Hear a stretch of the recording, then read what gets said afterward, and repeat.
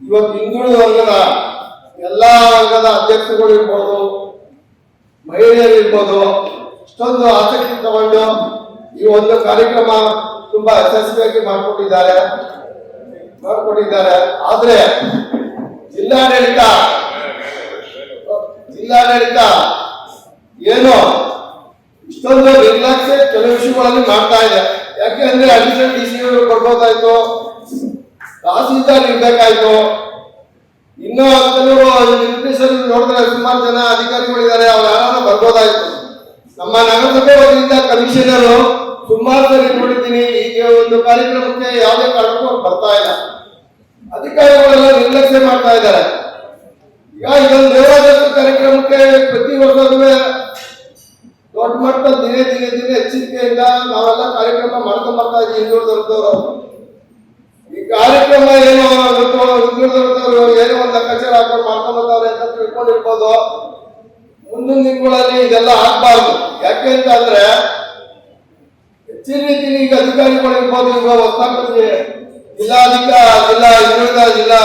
ವರ್ಗಗಳ ಕಲ್ಯಾಣ ಇಲಾಖೆಯ ಅಧಿಕಾರಿಯಾಗಿ ಹೊಸದಾಗಿ ಬೋರೇಗೌಡರು ಅಂತ ಬಂದಿದ್ದಾರೆ. ಅವರು ಇರ್ಬೋದು, ಸತೀಶ್ ಅವರು ಇರ್ಬೋದು, ಸುಮಾರು ನಮ್ಮ 3-4 ವರ್ಷದಿಂದ ತುಂಬಾ ಹೆಚ್ಚಿನ ರೀತಿಯಲ್ಲಿ ಜವಾಬ್ದಾರಿಯಿಂದ ಸಹಕಾರ ಕೊಡ್ತಾ ಇದ್ದಾರೆ.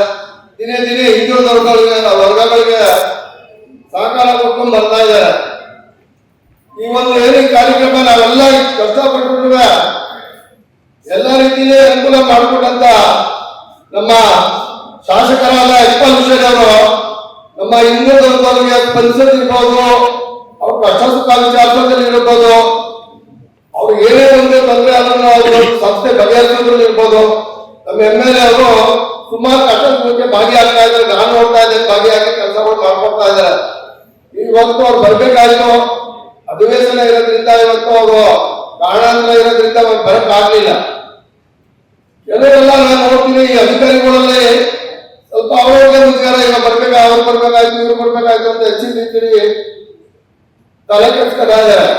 ಈ ಕೆಲಸಗಳೆಲ್ಲ ಆಗ್ಬಾರ್ದು.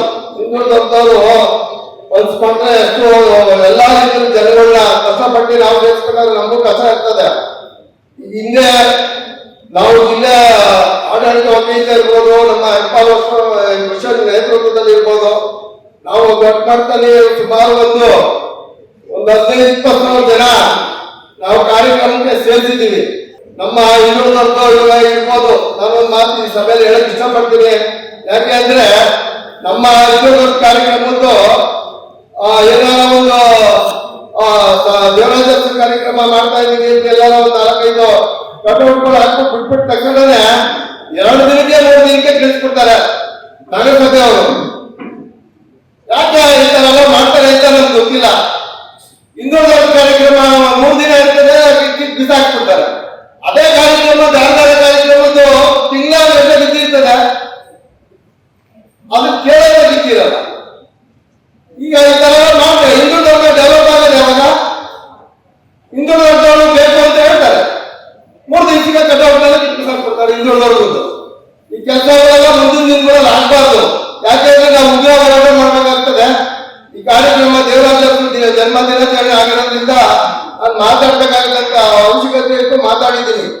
ಮುಂದಿನ ದಿನಗಳಲ್ಲಿ ಈ ಒಂದು ಕಾರ್ಯಕ್ರಮಕ್ಕೆ DC ಅವರು ಇರ್ಬೋದು, ADC ಅವರು ಇರ್ಬೋದು, ತಹಸೀಲ್ದಾರ್ ಇರ್ಬೋದು, SP ಅವರು ಇರ್ಬೋದು, ಅಡಿಷನಲ್ SP ಇರ್ಬೋದು, DC ಅವರು ಇರ್ಬೋದು, ಪ್ರತಿಯೊಬ್ಬರು ಕೂಡ ಈ ಕಾರ್ಯಕ್ರಮಕ್ಕೆ ಬರಬೇಕು. ಬರ್ಲಿಲ್ಲ ಅಂದ್ರೆ ನಮ್ಮನ್ನೆಲ್ಲ ಕರೀತೀರಾ?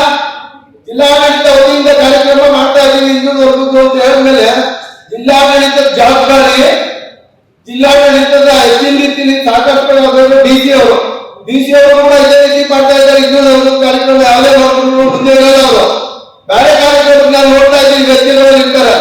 DC ಅವರು ಕೂಡ ಇದೇ ತರ 3-4 ಸುಮಾರು 5-6 ವರ್ಷಕ್ಕೆ ಬರ್ತಾ ಇದ್ದೀವಿ. ಹಿಂದೆ DC ಅವರು ಕೂಡ ಕಾರ್ಯಕ್ರಮಕ್ಕೆ ಬಂದಿದ್ದಾರೆ.